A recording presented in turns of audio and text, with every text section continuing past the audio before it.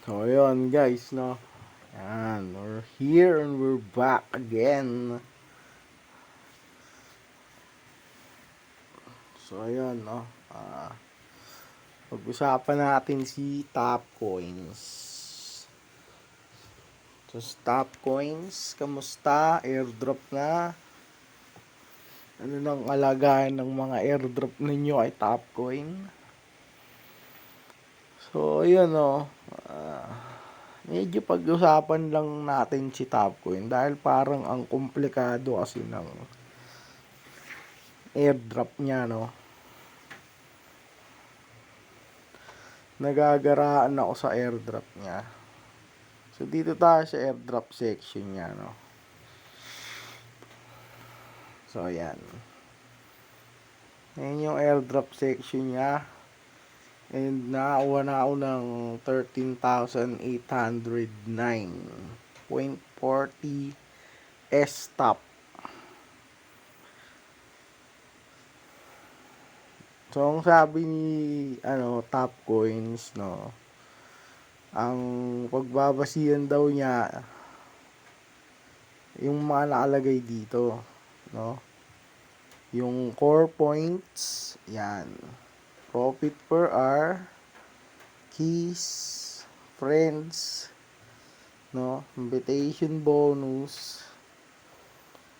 game activity, and official media. So, ito,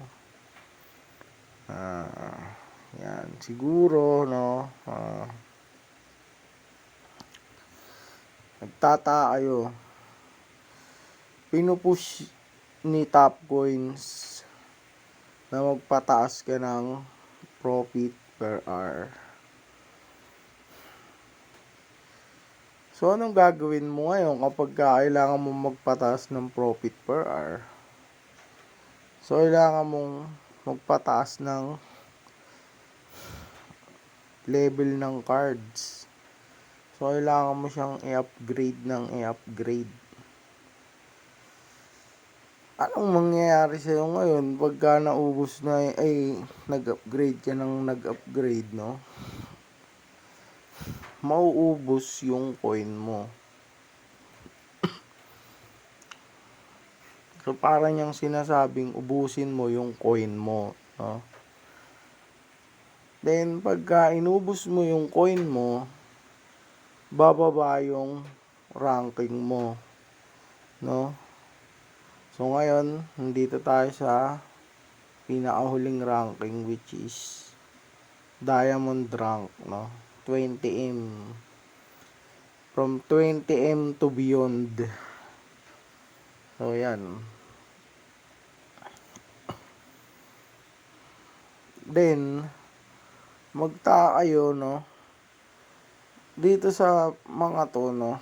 Nasa 20M ka, nasa diamond ranking ka, itong mga to, ayaw nilang magpababa.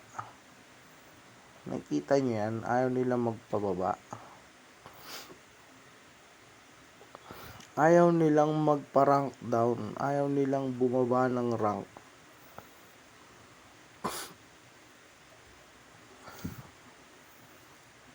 So, ang dali lang yan kung gugustuhin nila, di ba? Tingnan nyo yung profit per hour ng pinakamataas dito.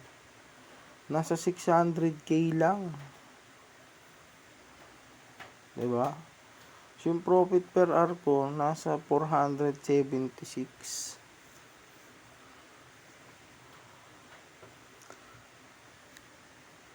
Ito lang yung pinakamataas sa ranking ng may profit per hour, 600. Which is, kung meron akong pera, diba? Kung meron akong pera ng ganito, kayang-kaya ko yung akyatin. Diba? Kayang-kaya kong habulin yan. Pero bakit? Hindi nila hinahabol yan. Diba? Tignan mo. Tignan mo. Bakit hindi nila hinahabol yan? Diba? Ayan o. May pumangalan ba dyan dun sa Wala naman, di ba? Bakit hindi nila hinahabol yan? So, ayun na nga, bakit hindi nila hinahabol yan, no? Ito kasing airdrop na to, hindi nila sinusunod to. Hindi sinusunod ni Top Coins to. Sinasabi nila sa yung magpataas ka ng profit per hour dahil isa yan sa core points. Hindi yan totoo. No? So, paano ko yan patutunayan sa inyo? So, kailangan ko ng resibo, di ba? So, ito. Pumunta tayo dito sa resibo ng na-receive kong airdrop.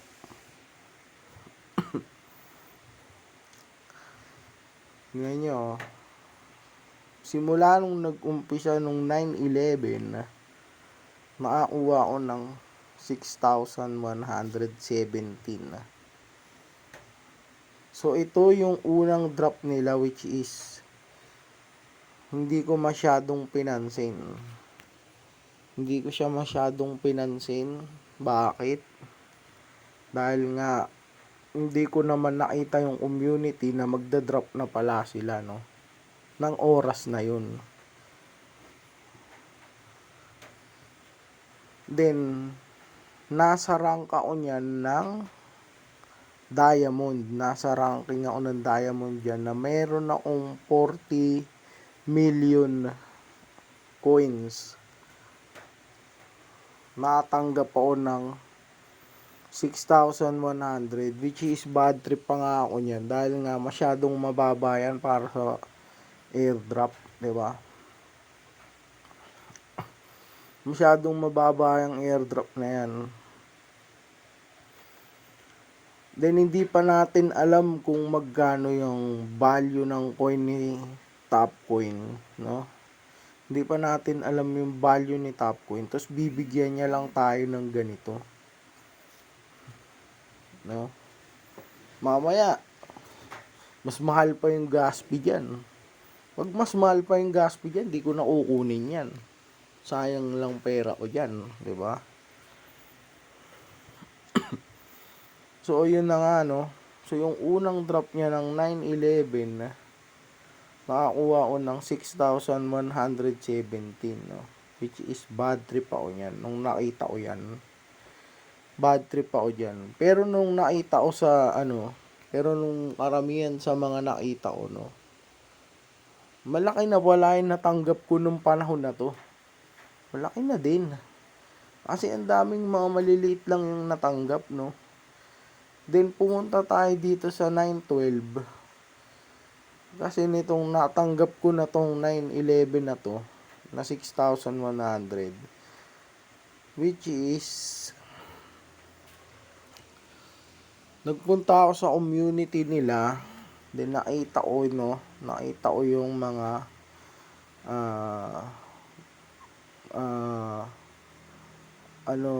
yung pinakabasihan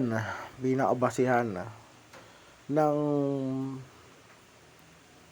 pagkuuna nila ng airdrop mo, which is ang naisip ko nung panahon na yun, no? Yan, naisip ko nung panahon na yun na ba kaya ganun lang yung natanggap ko nung panahon na yun, no? Kasi mababa pa yung profit per hour ko. So, yung profit per hour ko naman, nasa mga 400k na din, may get. So, dinagdagan ko, nag-upgrade ako ng mga card. Which is, sumira pa nga dahil nga hindi na katulad nung pag-upgrade dati na one click, one upgrade, one click. Ngayon, meron na siyang meron ng cooldown ng 15 seconds kada upgrade mo ng card, no? So, yun na nga, pag-upgrade mo ng card, matagal na. Which is, nakakairita na mag-upgrade. Gawa nga ang tagal na. Nakakaasar na. So natagalan ako sa pag-upgrade doon, no. Inubos ko yung pera ko. Inubos ko yung pera ko na yun dahil lang inaasahan ko nung magiging 912 na yun. Which is mas malaki pa yung makukuha ko kaysa sa nung nakuha ko nung 911. Which is lumaki na yung kiko dahil naglapag sila ng mga task nun, no? So dun pa lang, no, sa pag-claim mo pa lang ng daily login may isang kina, no? Sa commercial may 5, may 6 ka na agad, may dadagdag ka na agad na 6. Tapos nagdagdag pa sila ng mga task nun, no? Nagdagdag pa sila ng task, tapos naglagay sila ng isang video na may key din. Kaya lumaki pa yung key ko. So, ang laki na nung inaasahan ko, no? Ang laki na nung inaasahan ko na nung 9/11 na yun, is malalakihan pa yung makukuha ko nung 9/12 dapat. Dahil tinaasan ko na yung profit per hour ko. Then, tumaas din yung key ko. Then, nagdagdag din ako ng friends ko, no? So, from 3, naging 6. No? So, ngayon 6 na siya. Then, nung 9/12 na yun, no? Ayan yung resibo. Pagkuha ko nung 9/12, mas bumaba yung nakuha ko. Makita nyo? Ayan o, 9/12. Ito yung 9/11. Ito yung 9/12. Mas lumiit siya ng todo. So, bakit siya lumiit? Imbis na dapat lumaki. Kasi pinataas ko na yung mga core points na kailangan di ba? Mga core points needed, no? Para tumaas yung ma-receive mong airdrop, which is bumaba pa, baliktad, no? So, pagkatapos kung ma-receive nitong 9/12, kaya ngayon lang ako gumawa ng video nito. Dahil pinagmasdan ko, inisip ko muna kung bakit lumiit yung nakuha ko kaysa nung una. So, ang una kong naisip dito is yung rank ko. Which is bumaba ako ng todo, no? From 40M to mga 4M na lang yata ay natira. Dahil naglabas din sila ng card nun na 4 na to. Ethereum 2.0, First ETF, Visa and Crypto, tsaka PayPal Crypto. So, ni-level 10 ko agad yan.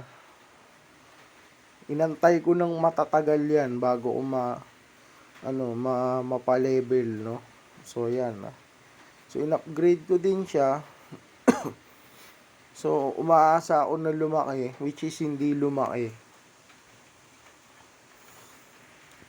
Ang una kong inisip doon is yung ranking ko. Bumaba ako ng ranking. Yun ang una kong naisip kung bakit lumiit yung nakuha kong airdrop. So, sabi ko, kailangan kong bumalik ng diamond. So, anong ginawa ko nun? Meron akong 40k. Nagpunta ako dito sa CryptoSpin. Then, nag-spin ako ng nag-spin. Inubos ko yung kiko. Inubos ko yung kiko na yan. Para ng 9/13, mapatunayan ko sa sarili ko na wala tong kwenta tong core points na to, kundi nasa coin balance mo at ranking ang pair ng airdrop.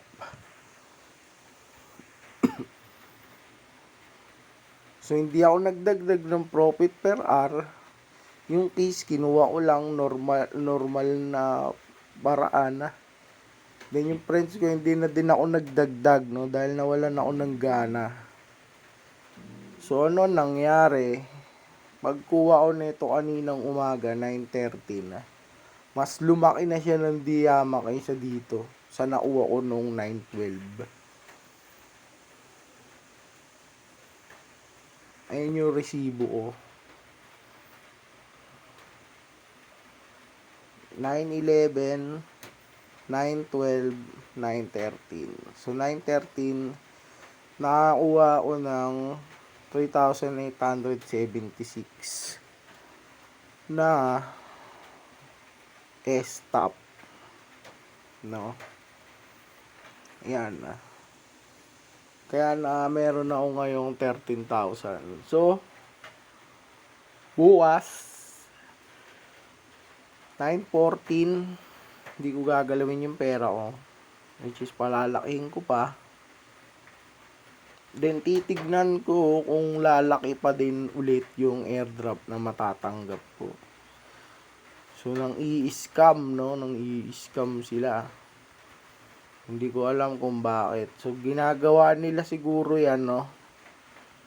Ang ginagawa nila yan para maliit lang makuha ng airdrop ng mga tao, no? So isa yan sa pinagtatakahan ko, walang naglalabas ng video, no, tungkol dyan. Walang nagsasabi sa kahit na anong group, sa kahit na anong ano.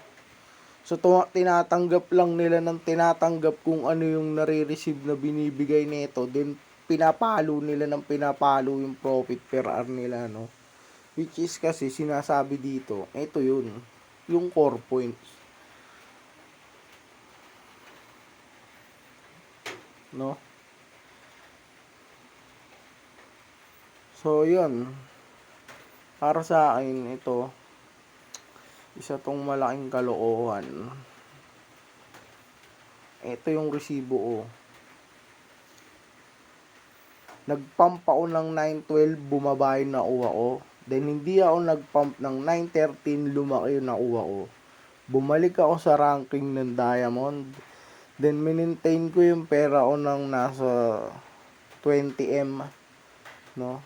20M. So yung pera ko niyan bago ko yan i-receive is nasa mga 21M. So tinamad ako magbukas maghapon ngayon, kaya halos 8M lang yung nakuha ko. Ngayon lang ulit ako nagbukas dahil nababad trip ako dito eh. So yun, no. Yan. Hindi ko na naman yan gagalawin. Hayaan ko yan. Hayaan kong lumaki ang pera na yan. No? Hindi ako magdadagdag ng profit per hour. Hindi ako magdadagdag ng friends. Yung case ko, kunin ko lang yung natural, ayan o, full ads. Full ads 5, so may 4 na ako dyan. Then isa sa daily login, kapag magla-login ka ng pag magla-login ka, doon ka sa premium, nunod ka lang ng ads. So yun o, yan. So wala akong gagawin dito ngayon. Aabangan ko to kung lalaki yung airdrop na makukuha ko bukas, para mapatunayan ko na yung ranking at yung coin balance ay mahalaga, ay ang pinakamahalaga sa airdrop na to. So walang nagsasabi, lahat tahimik, no? Telegram community, YouTube community, o so kahit na anong community, wala kang mababalitaan. Wala kang mababalitaan tungkol dito, no, kay Topcoin na to. Hindi sila nagsasalita lahat, lalong-lalo na nung mga nasa ranking na to, na meron silang perang imbak. Diba? Ang dali lang yan, no? Talagang profit per hour yan, no? Diba? Ubusin nila yan. Kaya nilang habulin yung nasa ranking ng profit per hour, oh. 600 lang. No?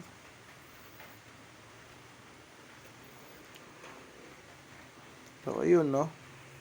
Yan, ngayon, wala akong gagawin. Naabangan ko bukas to. Kung ganun din ulit yung mangyayari. Kung ganito ba ulit makukuha ko, mas lalaki pa. Dahil di ko gagastusin yung coin ko. Pababayaan ko yung lumaki ngayon. Pababayaan ko yung lumaki. So yan, hindi din natin alam kung hanggang kailan yung collection na yan ng airdrop na yan. Kailan sila magli-listing, di ba? Gaano katagal tong airdrop collection nila na to. Then, etong profit per hour, hindi nila kayang patunayan yan. Hindi yan totoo. Ngayon, nasa sa inyo yan kung ano ang gagawin nyo. Which is, ganito ang gagawin kong taktika. No? Ganito yung gagawin kong strategy. No? Ito. Lalakihin ko yung coin ko, then mag-i-stay ako sa ranking na to. Diamond. No? Nasa last rank. Then, coin balance. Maintain. So, yun yung gagawin ko, no, guys. No, sa inyo, kung ano, ito yung resibo ko, no. Meron akong resibo sa mga pinagsasabi ko, no. Meron akong resibo, meron akong patunay. So, nasa sa inyo kung anong gagawin nyo, anong strategy yung gagawin nyo, no. Kung magpapataas ba kayo ng profit per hour, hindi ba kayo nagtaka? Mas malaki ba yung nauwa nyo ng panahon na to? Kung kailan kayo mas nag-grind, nagtiyagang mag-upgrade ng card, nagtiyagang maghanap ng friends, diba? Nagtiyagang mangolekta ng keys, tsaka lumiit yung nakuha nyo. So, ako ngayon, ito lang gagawin ko. Stay put lang ako. Stay sa diamond rank at magpataas ng coin balance. So, sa akin, yun muna yung gagawin ko. Nasa inyo na yan kung ano yung strategy nyo, no? So, yun lang guys, no, ay top coins. Yun lang yung masasabi ko ay top coins, no. Base lang yan sa experience ko and sa mga napansin ko dito sa airdrop ni top coins. So yan, sabay-sabay na lang natin yung abangan na sabay-sabay na lang natin yung abangan na mag-list, no, mag-listing. Kasi may naman sila, may mga partner naman na sila na mga exchange na pwede yung pag-exchange diyan sa